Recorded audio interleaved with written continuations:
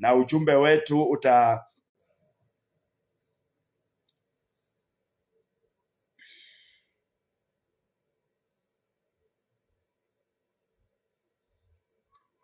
wasikilizaji wangu wapendwa, mahali popote mlipo, mahali popote ambapo unanitizama, nachukua hii nafasi kukukaribisha katika hiki kipindi cha mafunzo ya asubuhi, tunapoendelea kujifundisha habari ya nabii Eliya ambaye alitumwa na Mungu katika taifa la Israeli. Ningependa kutanguliza nikisema ya kwamba siku ya Jumapili iliyopita sikuweza kuwa kwa mtandao huu kwa sababu nilikuwa na shughuli hapa na pale. Lakini nashukuru Mungu kwa sababu siku ya leo amenipa nafasi niweze kuwa na wakati wa kufundisha, wa kulipeana neno la Mungu katika kulifundisha. Kwa hivyo mahali popote ambapo upo, wewe ambaye unanitizama, nataka uweze kuunganika pamoja na mimi mahali popote ulipo katika jina la Yesu Kristo. Jina langu ni mchungaji David Wanjala kutoka mji wa Nakuru. Huduma ya The Bride of Christ Outreach Ministry ni huduma ambayo Mungu ameitunuku nafasi ya kutoa mafundisho ili ya kwamba haya mafundisho yaweze kulisaidia kanisa la Kristo, biharusi wa Kristo ambaye Biblia hutumia hayo mafumbo kumtaja. Na nimekuwa ninafundisha kwa topic tofauti tofauti, na hapa hivi nataka kuendeleza sehemu ya 5 ya ujumbe wa nabii Eliya ambaye alitumwa kwa taifa la Israeli wakati ambapo kulikuwa kumefikia upeo wa ibada za miungu na sanamu katika taifa ambalo Mungu alikuwa ameliteua. Kwa hivyo nakukaribisha na ningetaka kuomba tuweze kuendelea.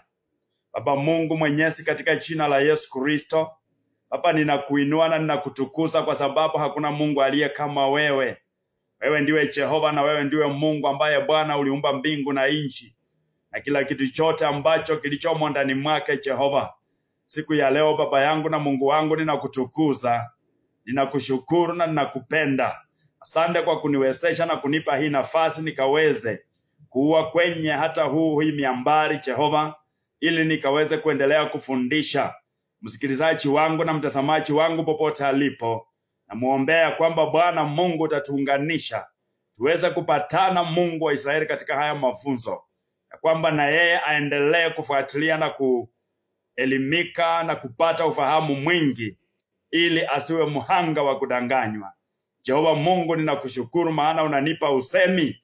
Roho wa Mungu najiachilia kwako, kama vile katika siku zilizopita umenisaidia, hata sasa hivi unaenda kunisaidia. Naenda kunena maudhia yako Bwana, katika jina la Yesu Kristo nimeomba, amen. Kwa hivyo msikilizaji wangu, nataka kusema ya kwamba asubuhi ya leo nataka kuleta ujumbe wangu karibu sana sasa na huduma ambayo nabii Eliya Mtishbi alitumwa ili aweze kuiwakilisha katika taifa la Israeli. Jumapili ile iliyopita, wachana na hii imepita, tulikuwa tunaona ya kwamba wafalme hawa waliokuwa wanatawala katika nchi ya Israeli, Rehoboamu na Jeroboamu, wote walifeli. Hawakuweza kufika viwango zenye Mungu alikuwa anatarajia. Kwa hivyo Mungu akawa ya kwamba anawaondoa, na alipowaondoa kulitokea na watoto wao ama wasaliwa wao ambao waliendeleza utawala wa hizi tawala mbili za Israeli. Unaposoma katika mlango wa 15 na 16 pale, kabla ufika mahali ambapo nataka kuanzia, unakuta ya kwamba waliendeleza itikadi za ibada za sanamu katika nchi ya Mungu. Na hata mahali pamoja ufalme wa Israeli uliokuwa umetengenezeka na mataifa ama makabila 10 ukagawanyika kwa muda. Ukatokea watu wawili, 2 factions ambazo zilitokea mahali pale, na moja haikuendelea zaidi kwa sababu watu waliegemea upande mmoja, na hiyo moja ikaondolewa. Na siku ya leo nataka kukuleta katika ukurasa ambapo sasa tunakaribia katika sasa arena ile ambayo Mungu aliweza kumwamrisha mtumishi wake nabii Eliya kutoka Tishbe, ambaye alikuwa ni mmoja wa wakaaji wa Tishbe. Haleluya. Walikuwa mmoja wa wakaazi wa Gilead. Sasa ninataka kuleta huu ujumbe karibu sana. Ndio wakati ambapo tutaingia katika sasa vipengele za kumchambua na kuonyeshana, utaweza kuelewa kwa umakinifu. Hallelujah. Praise the name of the Lord. Leo nataka kuanzia kusoma mahali ambapo, wacha nianzie katika kitabu cha Wafalme wa Kwanza, mlango ni wa 16, ni mstari ni wa 20. Hapa kulitawala, Biblia inasema, nayo matendo yaliyopakia Zimri na pia uasi wake ambao alitekeleza, ama inaitwa treason ambaye aliendesa, yote yameandikwa katika kitabu cha Mambo ya Nyakati cha Wafalme wa Israeli. Huyu ni mtawala ambaye anaitwa Zimri. Alikuwa katika ile mpango wa Jeroboam, akafanya kile tunaita uhaini, na Biblia inasema matendo yake yote pamoja na uhaini ule aliotekeleza katika taifa la Israeli ziliandikwa katika tarehe ya kumbukumbu za wafalme wa Israeli. Mstari wa 21 unasema ya kwamba, ndipo watu wa Israeli walikawanyika katika sehemu mbili. Nusu moja ya watu walimfuata Tipni mwana wa Kinathi ili wamfanye yeye kuwa mfalme, na nusu walimfuata Omri. Haleluya. 22 inasema, lakini watu waliomfuata Omri waliweza kushinda dhidi ya watu waliomfuata Tipni mwana wa Kinathi. Kwa hivyo Tipni akafa na Omri akatawala. Nataka macho yetu yaelekee huyu mfalme ambaye anaitwa Omri, tuone alitekeleza nini. Huu sasa ni utawala wa Omri katika taifa la Israeli, na ule utawala mwingine ni wa Rehoboam, ambaye Biblia inalinganisha. Inasema Omri alipoanza kutawala, pengine upande ule mwingine kulikuwa kunatawaliwa na mtu mwingine. Lakini lile ambalo ni la muhimu sana nataka uelewe ni ya kwamba kulikuja mtawala ambaye alikuwa na heshima, aliyejaribu kurejesha upande wa Yuda kwa njia za Mungu. Haleluya. Ukirejea labda usome, anaitwa Asa, aliyekuja kuwa baba wa Jehoshaphat. Asa, neno linasema ya kwamba yeye alitawala vizuri. Alipoanza kutawala, akaanza kulirejesha taifa la Mungu katika mpango wa Mungu, na hata mama yake aliyekuwa malikia akaweza kumuondoa kwenye kiti cha umalikia, na kisha mama yake alikuwa ameinua mahali pa ibada sanamu. Asa akaenda akasipomoa. Upande wa Yuda kulikuwa kumeanza kuwa na amendment ama urejesho mahali pale, kwa sababu ya utawala wa Asa ambaye alikuwa ndiye baba wa Jehoshaphat. Na yataja haya kwa sababu tutakapokuwa tunaendelea utakuta ya kwamba upande huu wa Israeli unapoendelea kukengeuka na kuwa katika hali mbaya, hawa wengine wanajaribu sasa kureclaim ama kurejesha yale madhabahu ama ile jukwaa ambalo liliwekwa na Daudi, ambalo nilisema ya kwamba katika utawala wa mfalme Suleimani ilibidi majukwaa mawili yajengeke. Jukwaa moja likawa la upande la nyumba ya Daudi na Jerusalem. Nilikuwa nimeshataja katika mafundisho yaliyopita. Na sasa hapa tunaona ya kwamba katika hizi jukwaa mbili, hasa wakati ambapo alianza kutawala yeye, moyo wake ulimpenda Bwana, akaweza kuweka uzingatifu wa kumrejea Bwana. Biblia inasema ya kwamba alitawala kulingana na njia za Daudi, ambapo Daudi alifuata maadili ya Mungu na maagizo ya Mungu, ila tu ni katika lile tendo la Uria Mhiti, ambapo aliweza kumuweka mbele ya jeshi lake linapopigana, na yeye hakuwa mtu wa uzoelefu. Maana Daudi alikuwa amemtamani mke wake na alitaka kumuondoa Uria ili aweze kumchukua Bathsheba. Haleluya. Hapa sasa tunaona ya kwamba huyo Omri alipoanza kutawala, ndiye nataka kunena kumuhusu, kwa sababu sasa niko katika upande wa utawala wa Israeli. Na nimetokeza ya kwamba katika utawala wa Yuda wameanza kurejea. Wamejaribu katika utawala wa Asa, ambaye aliweza kurekebisha makosa yaliyokuwa katika hiyo nchi, maeneo yaliyoinuliwa hapo nyuma na Suleiman na waliomfuata Rehoboamu baba mwanawe. Yeye akaanza kubomoa na akaanza kuharibu. Mama yake aliyekuwa amewekwa kuwa hata malikia akaondolewa pia, na sehemu ile ambayo alikuwa ameinua ya ibada sanamu ikabomolewa. Lakini Biblia inasema ya kwamba hakutekeleza ubomoaji wowote wa vinyako zilizokuwa zimeinuliwa katika nchi. Kwa hiyo bado kulikuwa na maeneo pa kufanya reference pa ibada sanamu pale katika Yuda. Lakini hapa sasa tunanena katika upande ule mwingine wa Israeli, tumemuona Omri. Na Biblia inasema ya kwamba katika mwaka wa 31 wa mtawala ambaye anaitwa Asa, aliyekuwa anatawala taifa kabila la Yuda, Omri naye alianza kutawala juu ya Israeli.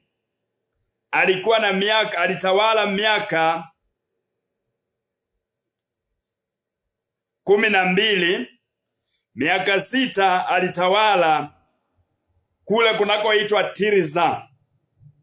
Mstari wa 24 unasema, kumbuka tunasoma katika First Kings, kitabu cha Wafalme wa kwanza 16, mstari wa 24, ya kwamba akanunua mlima wa Samaria ambao ulikuwa ni mlima wa Shemar kwa talanta 2 za fedha, na akajenga juu ya mlima na akaita jina la ule mlima, haleluya, ambao aliujenga jina baada ya jina la yule ambaye anaitwa Shemari, mwenye alikuwa mwenyeji wa mlima Samaria.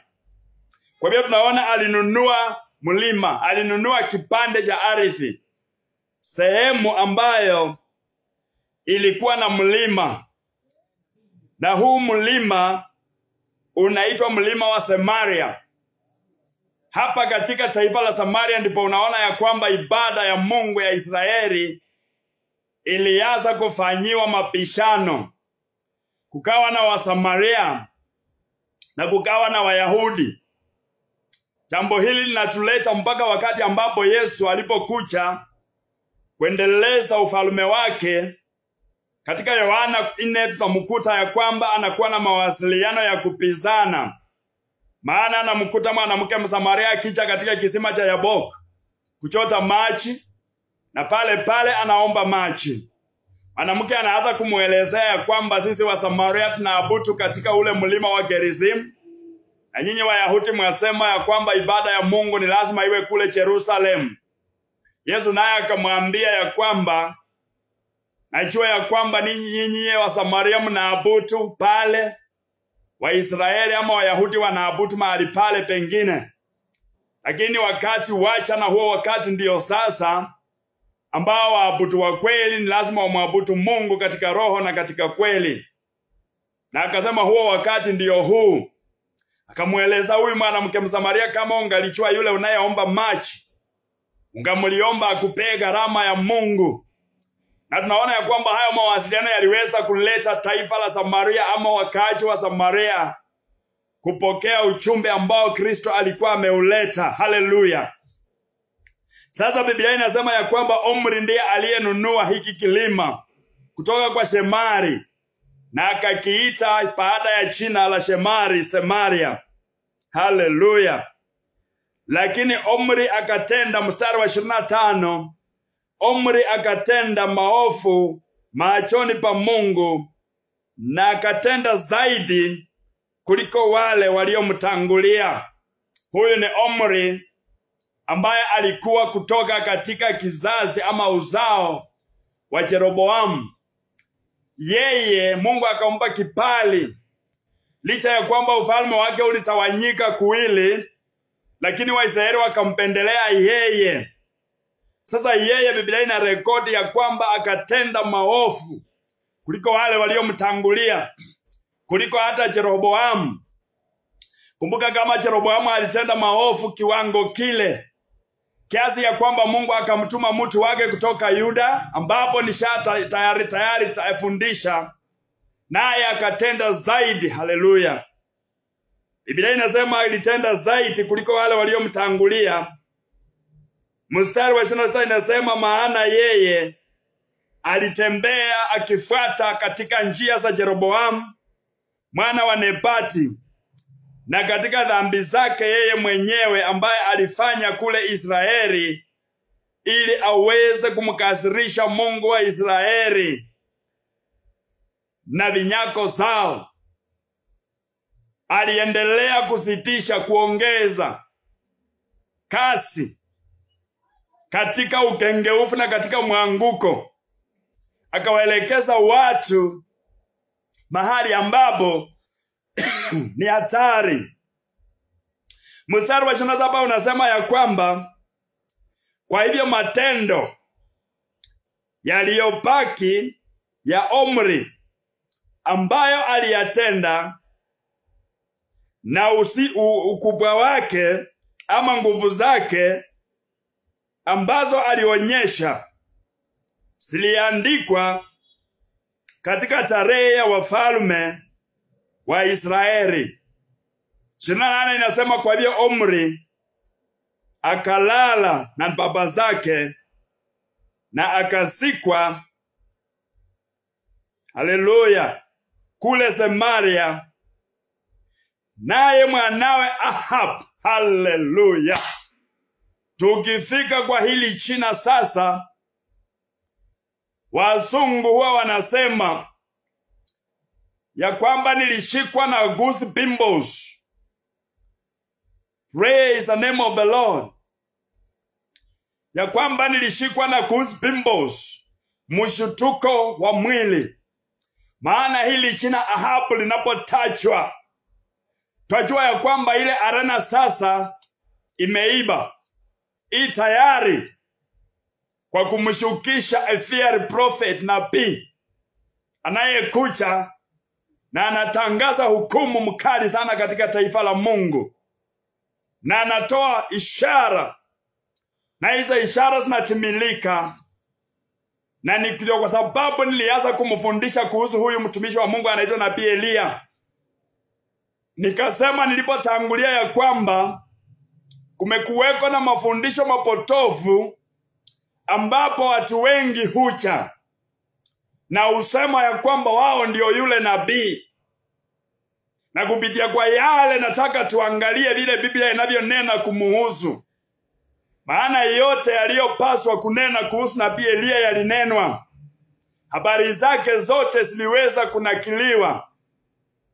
Na sasa hapa ndipo tunaona ya kwamba Ahabu mwana wa Omri amechukua jukwaa la uongozi. Tunataka tuone vile yeye naye aliyopeleka utawala katika taifa la Mungu. Kumbuka ule upande wa Yuda nimekuambia Asa anatawala. Utakumbuka ya kwamba Asa aliweza kuridhiwa na Jehoshaphat. Ndiyo maana sasa wakati ambapo Ahabu anatawala, twakuta ya kwamba katika nyakati za Ahabu ndipo upande ule mwingine wa Yuda Jehoshaphat anaendelea kurefine, kutengeneza, kureclaim, kurejesha mwanguko. Mungu ameasa upande wa Yuda kuinua viongozi walio na hofu, walio na kichwa cha Mungu, viongozi ambao wanatetemeka. Mioyoni mwao kuna maadili mazuri na mapenzi ya Mungu, walio tayari kubadilika na kuondoka katika njia. Wanataka kuondoa ibada ya Mungu kutoka katika ibada za Baali na miungu zingine, waweze kuisimamisha mahali ambapo Mungu mwenyewe alikuwa anatarajia iwe. Haleluya. Jehoshafati anatawala upande ule, anaendeleza falsafa ya baba yake Asa, aliyeanza kutengeneza ibada katika taifa la Israeli. Na hapa sasa kunaingia Ahab, anachukua zile mita za utawala, reins of power, zile nguzo, anaziendeleza. Na tujue ya kwamba amezichukua kutoka kwa baba yake ambaye ametenda maovu zaidi. Ya kwamba wakati rekodi ya watawala wa Israeli inapotolewa, yeye anasimama kwenye upeo kule juu, kuonyeshana ya kwamba yeye ndiye muovu zaidi kuliko wale waliomtangulia. Haleluya. Biblia inasema sasa tusikie habari ya huyu mtu anaitwa Ahab. Biblia inasema ya kwamba nao mwaka wa 38 wa utawala wa mfalme Asa, mfalme wa Yuda, Ahabu naye alianza, mwana wa Omri, alianza kutawala juu ya Israeli. Na Ahabu mwana wa Omri alitawala juu ya Israeli katika Samaria miaka 22. Huo ni mstari wa 29. Wafalme wa kwanza 16 mstari wa 29. 30 inasema, na Ahabu mwana wa Omri alitenda maovu machoni pa Bwana juu ya wale wote waliokuwa mbele yake. Alifanya maovu hata juu zaidi ya Omri baba yake. Alifanya maovu zaidi ya Jeroboamu mwana wa Nebati, aliyeuza taifa la Mungu akaliweka katika free gear, ya kwamba hili taifa lilikuwa lina plunge, linaingia, linaanguka kifutifuti katika maisha ambayo halikupangiwa. Haleluya. Hii ni picha mzuri sana ambayo siku ya leo Wakristo wanapaswa kuangalia, waone ule utaratibu na muundo ambao uliwekwa na Biblia tangia mwanzo, kitabu cha Mwanzo, Genesis. Yale maadili na yale mambo mazuri ambayo Mungu aliyataja mpaka kitabu cha mwisho cha Ufunuo, ambacho chamalizia na kusema ya kwamba neema ya Bwana wetu iwe pamoja nanyi. Haleluya. Nyakati za Yesu Kristo, wakati alikuja na akafundisha na akaweka misingi, mitume wakachukulia kutoka pale na wakaendeleza. Na Biblia imenakili kila maido yaliyo mazuri. Kwa hiyo kanisa la leo na Wakristo wa leo, mahali pao pa reference, mahali pao pa kuenda wasome ni Biblia. Lakini Biblia inatuambia kwamba nyakati za Ahabu akawa mbaya zaidi kuliko waliomtangulia. Akaingia katika ukengeufu wa ajabu, na alitawala miaka 22 kule Samaria. Haleluya. Mstari wa 31 unasema ya kwamba ikaja kutimia kama yale aliyo Yeroboamu alikuwa anayatenda, yalikuwa ni mepesi. And it came to pass as if it had been a light thing for him to walk in the sins of Jeroboam, ya kwamba ikaja kutimia kana kwamba yale ambayo Jeroboam alikuwa anayatekeleza, ambayo Ahabu alichagua kutembea katika ile misingi na katika ile mienendo, ikaonekana kana kwamba ni kitu chepesi zaidi kwake. Haleluya. Yeye akachukua Jezebeli, binti wa Ethbaal, mfalme wa Sidonia, na yeye akaenda kamuinua Baal mungu wa Sidonia. Haleluya. Anaitwa Baal-Beor. Na Baal maana yake ni mungu wa ufunguo, mungu wa kufungua. Anaitwa the God of the opening, the Lord of the opening. Yeye ndiye Bwana wa kufungua. Unaposoma hiyo story utakumbuka ya kwamba kweli Baal aliweza kuwa mungu wa kufungua ama Bwana wa kufungua. Maana aliwafungua Waisraeli macho, wakakumbatia kila aina ya kinyago, wakakumbatia kila aina ya dhambi, wakakumbatia kila aina ya miungu. Unaposoma hiyo story utakuta ya kwamba Waisraeli walikuwa wameangamia, wamepotea, wanakaa katika tendi la mkutano, na mtu mmoja ambaye alikuwa Myahudi pale kaenda akachukua msichana aliyekuwa anaabudu Baal, akamuingiza kwenye tendi, wakalala na yeye pale. Finehasi yeye alikasirika, akachukua mkuki akaenda na akawadunga, na yeye akatuliza hasira ya Mungu. Hii ndiyo iliyokuwa hatari ambayo ilikuwa inaletwa katika Israeli, ya kwamba huyu mtu anaitwa Ahabu alienda kule katika nchi ya Sidonia akamchukua Jezebeli ambaye tunapokuja katika kitabu cha Ufunuo anatajwa pale. Yeye alikuwa ni mtu na Biblia inataja jina lake pale, lakini alipanda roho mmoja ambayo katika mpangilio wa Kristo inatawala mpaka wa leo, the spirit of Jezebel. Hata katika Agano Jipya anatajwa, katika kitabu cha Ufunuo anatajwa kwa upana, na anaitwa kahaba. Yeye aliyefundisha watu kuondoka katika ibada za Mungu akawapanda katika mizingi za sanamu. Sasa huyu Ahabu akaenda akamuoa Jezebeli kuwa mke wake. Alikuwa binti wa Ethbaal, mfalme wa Sidonia, na akaenda na akamtumikia Baal. Haleluya. Tatu inasema na yeye akainua madhabahu ya Baal katika nyumba ya Baal ambayo aliijenga kule Samaria. Haleluya. Unaona sasa Omri amenunua Samaria, ameweka msingi wa maovu.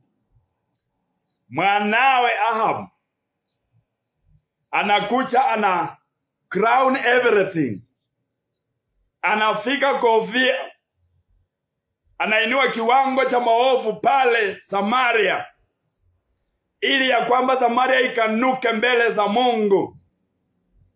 Haleluya. Hicho ndicho kiwango ambacho huyu mtawala anaitwa Ahabu anafikisha Samaria. Anaoa msichana ambaye baba yake ni mfalme wa Sidoni, na kule Sidoni wanamwabudu Baal-Beor. Na Baal-Beor nimekwambia ni mungu wa kufungua. Kwa hivyo wanafunguliwa macho yao kukumbatia miungu zote za ugeni na zingine ambazo walizibuni, wanaziweka pale na wanazichengea manyumba, wanazichengea madhabahu, wanazichengea mahali pa ibada. Biblia inasema akachenga nyumba ya Baal na akaweza kuabudu na kumtumikia Baal.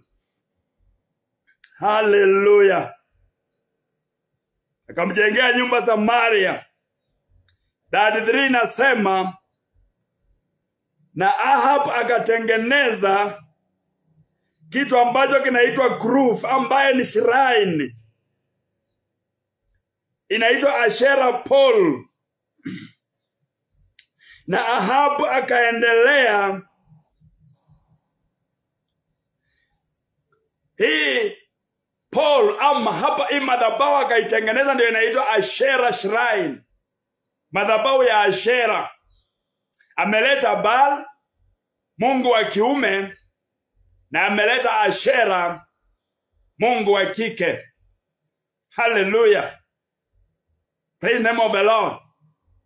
Machukizo haya makubwa sana ya ajabu, yanafunda, yananuka vibaya, yanatoa ufundo ambao hakuna mtu anaweza kusimama mbele yake.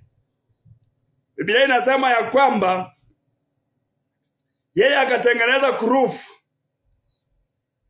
na hapo akatenda maovu kumkasirisha Mungu wa Israeli kwa hasira kuliko wafalme wote waliomtangulia. Hallelujah.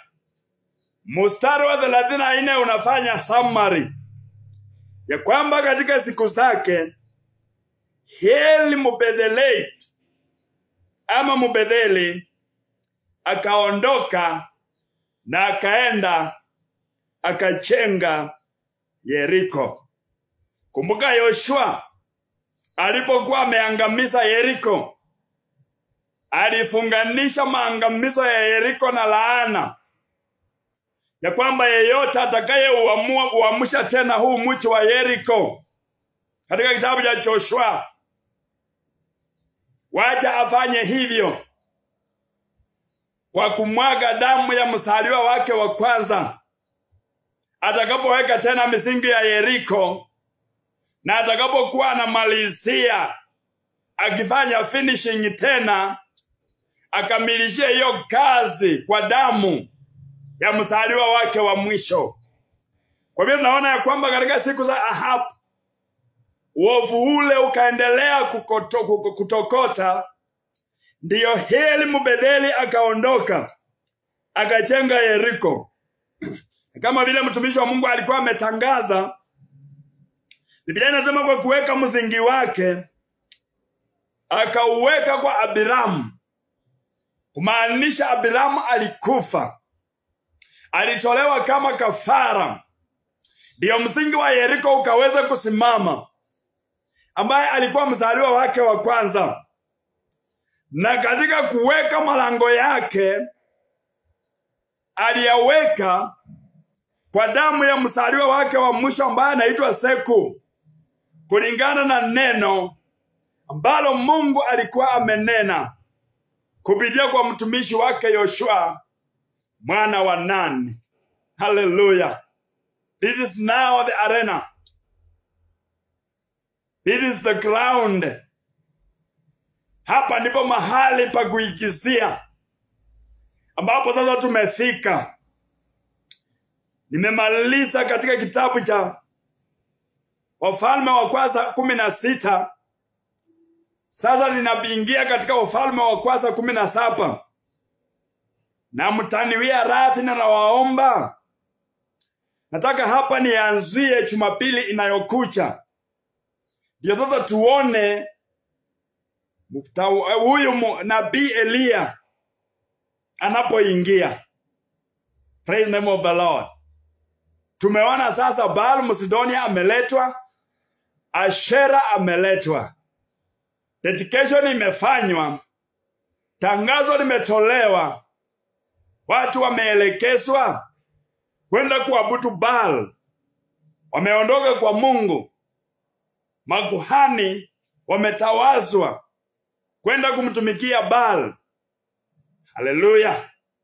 Hapa ndipo unaona kuguzwa kwa manabii 450 wasimame katika madhabahu ya Baal, na manabii 400 wasimame wakihudumu katika grufu ya Ashera.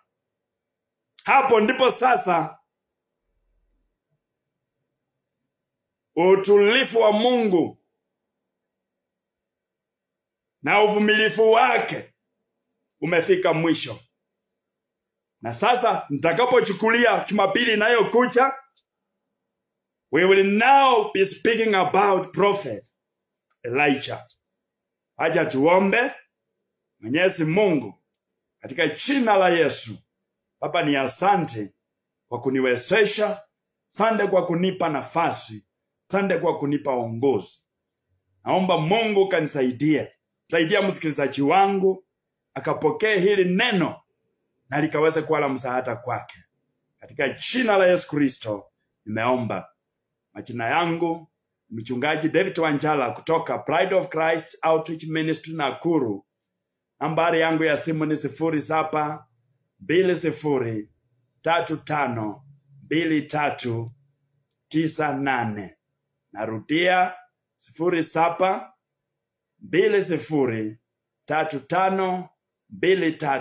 0720352398. Mungu awabariki, Mungu awatende mema. Tuendelee. Afternoon nitakuwa hapa nikiendeleza katika mafundisho haya in English. Hallelujah. May the Lord God bless you.